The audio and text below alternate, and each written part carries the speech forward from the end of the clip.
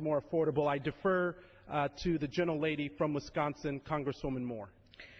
Well, I want to thank you so much, Representative Horsford from Nevada, and Representative Hakeem Jeffries as well, who's here with us, for focusing on this effort and to conduct this evening this special order on lifting Americans out of poverty.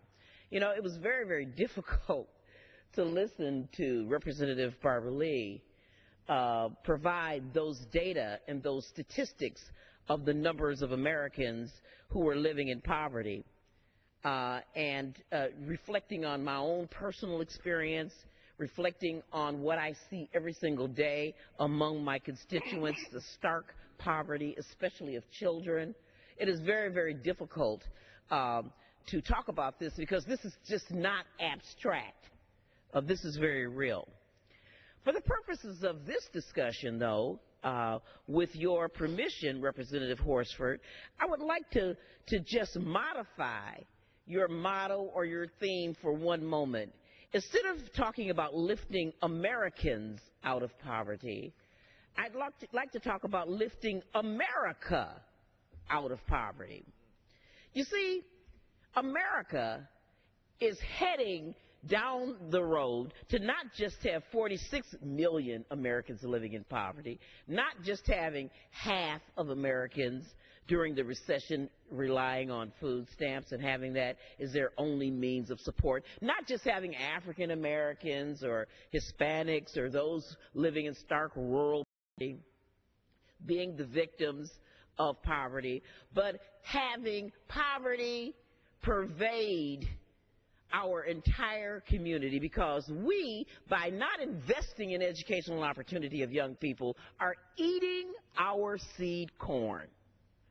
Wise farmers have taught us not to eat our seed corn.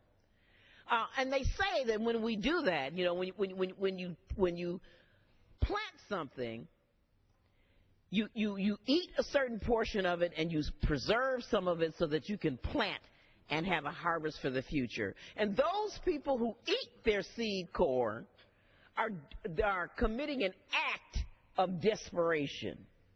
And that is what we're doing by cutting off educational opportunity to programs. I'm specifically talking about TRIO. TRIO is a set of federally funded college and university-based educational opportunity outreach programs that modify and support students from low-income backgrounds, from first-generation students. It's not a race-based program, but it includes military veterans, students with disabilities. Currently, they serve about 790,000 students from middle schools through postgraduate studies.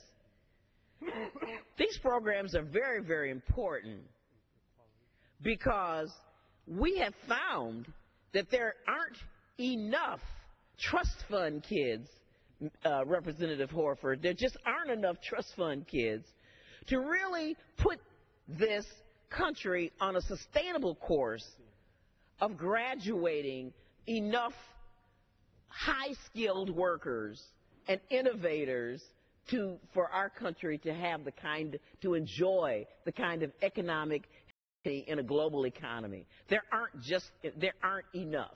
If we graduated every high school senior this June, if every single high school senior went to college, it still would not be enough in order for us to reach those goals of maintaining global hegemony. And yet, we have allowed, since 2005, the TRIO programs to lose $66 million in funding, which translates into 88,000 fewer low-income and potential first-generation students, including adult learners, military veterans, and students with disabilities to study. And of course, under sequestration, which went into effect March 1st, TRIO has received another $42 million cut, which means that at the beginning of the 2013-14 program year, individual grant awards will be reduced by 5%, and that translates into 40,000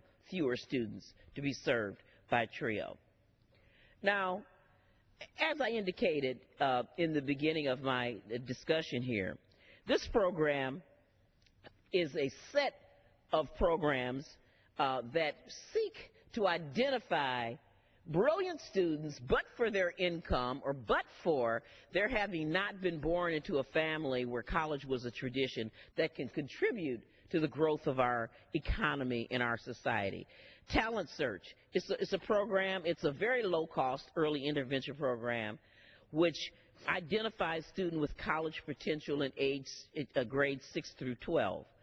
And they really work toward giving students information about going to college. 79% of Talent Search participants were admitted to post-secondary institutions. Upward Bound is an intensive intervention program that prepares students for higher education.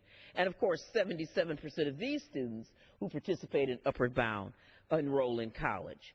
The Upward Bound Math Science program, which we know we need more of them, is a model similar to Upward Bound. And 86.5% of these students go on to college.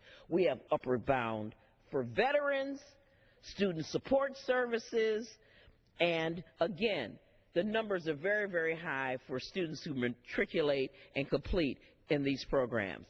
The Educational Opportunity Centers is a program where we have reached back for displaced workers, people who have not been in college, and bring them back into a fold. And we have seen a 57% increase in the number of participants who have been college dropouts that have re-enrolled or displaced workers. And we also have the Ronald E. McNair Baccalaureate Achievement Program, named after the famous astronaut who lost his life, which prepares low-income minority students for doctoral programs.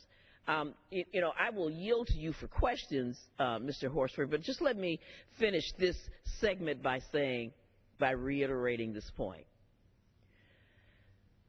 If we fail to invest in young people, starting out with starving them, I'm still reeling from the comments of my colleague, Barbara Lee, because the food stamp bill that is before us would have nearly 250,000 students lose their free lunch program. And the majority of folks who are served by the food stamp program, are not these welfare queens or slickers. They're elderly, children, and disabled people. So if we as a country have decided that we don't need to feed babies, we're eating our seed corn. And that is an act of desperation that will take us down a perilous road. Thank you, Congresswoman Moore, and I couldn't agree with you more when you talk about